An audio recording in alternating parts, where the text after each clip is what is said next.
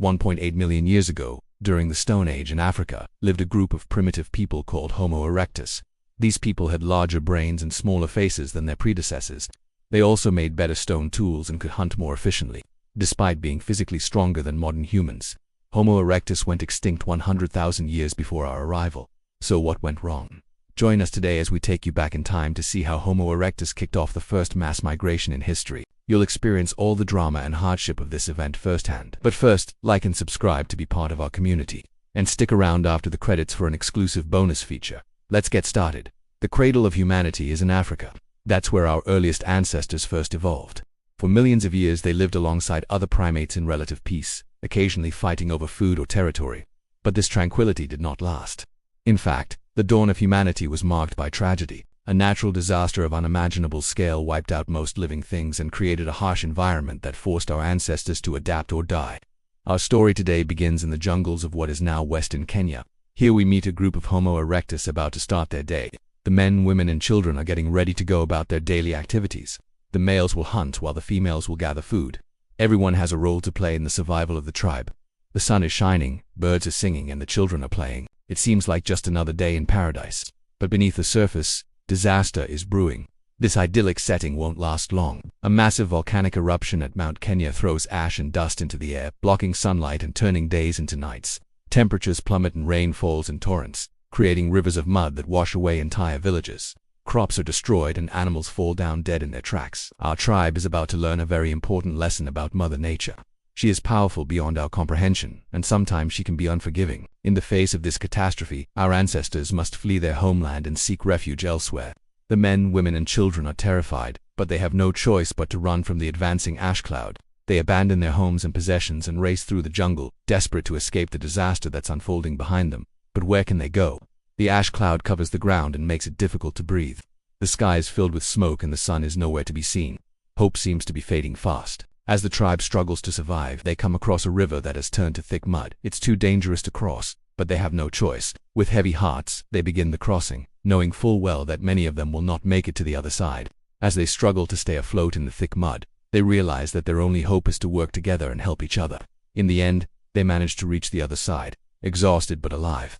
But their ordeal is far from over. The ash cloud is still advancing and they need to find somewhere safe to hide. The tribe decides to split up into smaller groups, so that they can cover more ground and find shelter more quickly. One of the groups stumbles upon a cave that looks like it could provide some protection. They rush inside, hoping that it will be enough to keep them safe from the ash cloud. But once inside, they realize that they're not alone. There are other people living in the cave, and they don't seem too happy about the newcomers. These new arrivals are a different species of human ancestor known as Homo habilis. They were shorter and had smaller brains than Homo erectus, but they were more intelligent and had better language skills. The two groups exchange uneasy glances, unsure of what to do next. The Homo habilis are suspicious of the newcomers and their intentions, while the Homo erectus are wary of the cave's inhabitants and their primitive weapons. But they all know that they need to work together if they want to survive the disaster outside.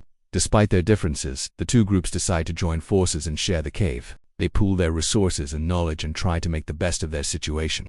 The Homo habilis teach the Homo erectus how to use their primitive weapons more effectively, while the Homo erectus share their knowledge of hunting and gathering. Together, they form an unlikely alliance that helps them endure the disaster that's unfolding outside.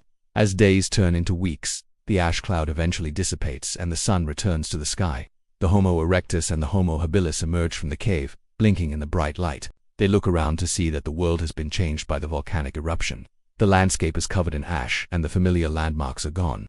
But despite the destruction, there is also hope. The fertile soil is covered with nutritious plants that promise abundant harvests.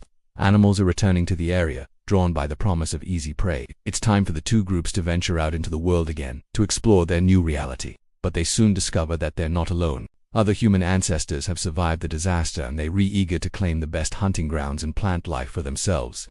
Our tribe is caught in a struggle for survival with other groups of Homo habilis and Homo erectus. They're forced to defend their territory and fight for their right to the land's bounty. But as the fighting continues, one group of Homo erectus decides that enough is enough. They've lost too much and they're tired of the constant struggle. Led by a wise elder named Uthred, this band of rebels sets out to find a new home where they can live in peace. They say goodbye to their old life and set off into the unknown, guided by the stars and their instincts. Traveling across the savannah, they encounter dangerous predators, harsh weather conditions, and uncharted territories. But they push on, determined to find a place where they can build a new life. Along their journey, they meet other groups of Homo erectus and share stories and resources with them. Some of the other groups are hostile, but most are willing to help the refugees from the war-torn homeland. As the trek continues, Otreth's wisdom and courage inspire his people to keep going. He teaches them how to read the stars, how to hunt, and how to defend themselves against predators. His leadership skills help the group overcome seemingly insurmountable obstacles and keep moving forward. After months of walking, the group finally reaches a river valley that seems untouched by the volcanic eruption. The land is fertile, the water is clean, and there are plenty of wild animals to hunt. It's everything they've been looking for and more. Uthred and his people settle in the valley and begin to build their new lives. They construct huts out of wood and stone, plant crops, and establish a social order based on cooperation and mutual respect. Their new way of life is peaceful and prosperous, and they soon become a thriving community. News of the valley's prosperity spreads, and other groups of Homo erectus begin to arrive. Uthred welcomes the newcomers and helps them to establish their own settlements.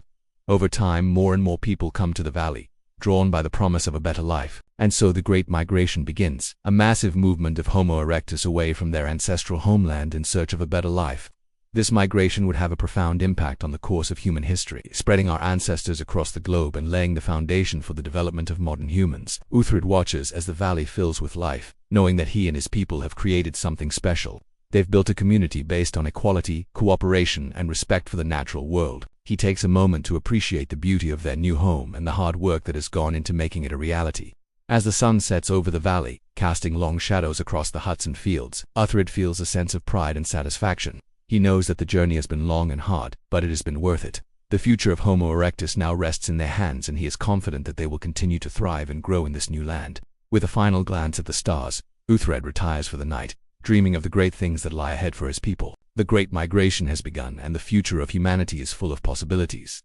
Thanks for watching. We hope you enjoyed this video. If you want to learn more about ancient civilizations, stay tuned for more updates.